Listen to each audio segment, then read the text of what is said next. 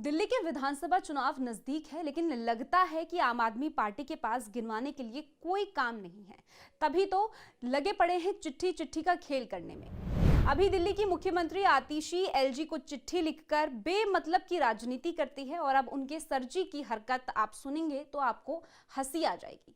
Arvind Kejriwal RSS को चिट्ठी लिखते हैं और चिट्ठी में बीजेपी के खिलाफ कई शिकायतें करते हैं।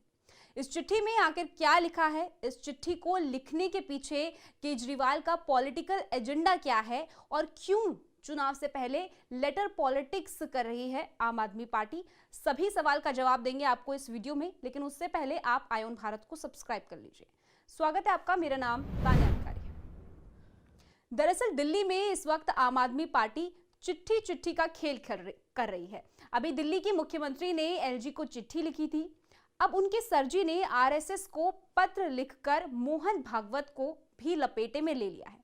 अरविंद केजरीवाल आरएसएस को एक लेटर लिखते हैं जिसमें वो बीजेपी को लेकर संघ से कई सवाल करते हैं।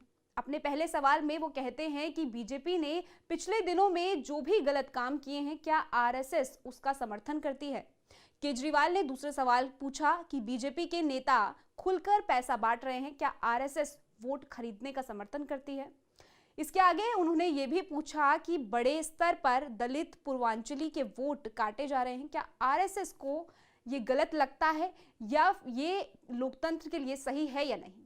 साथ ही उन्होंने सवाल किया कि क्या आरएसएस को नहीं लगता बीजेपी जनतंत्र को कमजोर कर रही है।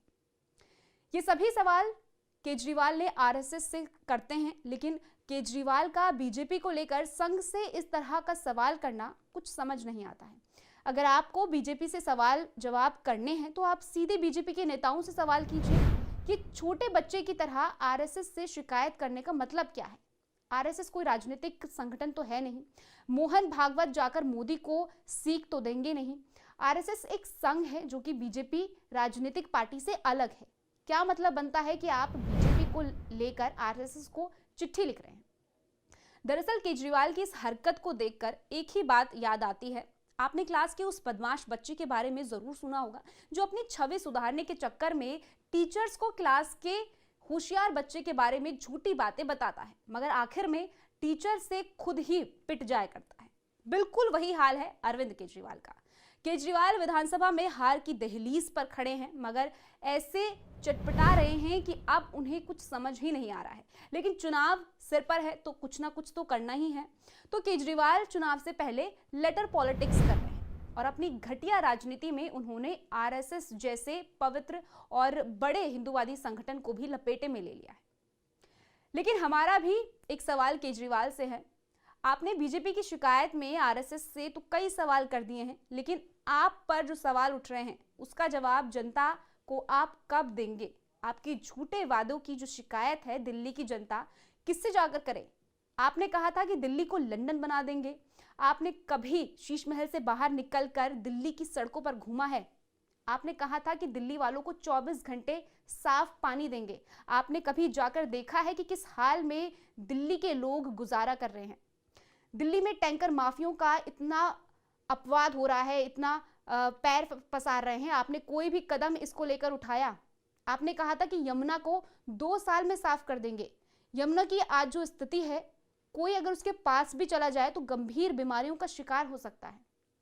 आप दावा करते हैं कि राजधानी में आपने शिक्षा और स्वास्थ्य के क्षेत्र में क्रांति ला दी है। शिक्षा का मॉडल विदेशों में भी अपनाया जा रहा है, लेकिन असल में आपने इन 10 सालों में दिल्ली का जो हाल कर दिया है, ये कांग्रेस पार्टी के नेता संदीप दीक्षित ने अच्छे से बताया है। आप सुनिए उन्होंने क्या कुछ कहा। जितने बच्चे शीला जी के समय 11वीं 12वीं का इम्तिहान देते थे, उससे कम बच्चे आज दे रहे हैं। मैं ये पूछना चाहता हूं, आबादी बढ़ गई है, करीबन 1 करोड़ 60 लाख से लेकर आज 2 करोड़ 10 लाख मानी जाती है। कम से कम 25-30-50% बच्चे तो बढ़ने चाहिए थे ना। ये कौन सा आंकड़ा मुझे समझ में नहीं आ रहा। इसका मतलब है अगर बच्चे आ रहे हैं तो बच्चे जा भी रहे हैं। इन्होंने एक और आंकड़ा दिया कि दिल्ली में कोई भी डिस्पेंसरी काम नहीं कर रही थी, इसलिए हमने आम आदमी मोहल्ला क्लिनिक बनाई। कम से कम 560 जो है डिस्पेंसरियां उस समय दिल्ली में चल रही थी। इन्होंने क्या किया, 560 डिस्पेंसरी में से अधिकांश को बंद करके और मोहल्ला क्लिनिक खोली। बेटा नई स्कीम लाते ना।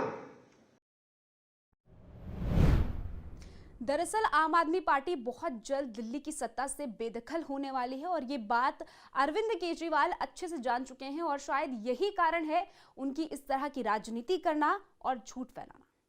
लेकिन आप इस पूरी खबर को लेकर क्या सोचते हैं, कमेंट सेक्शन में जरूर बताइएगा। बाकी देश और दुनिया की ऐसी खबरों के लिए आप देखते रहिए आईऑन भारत।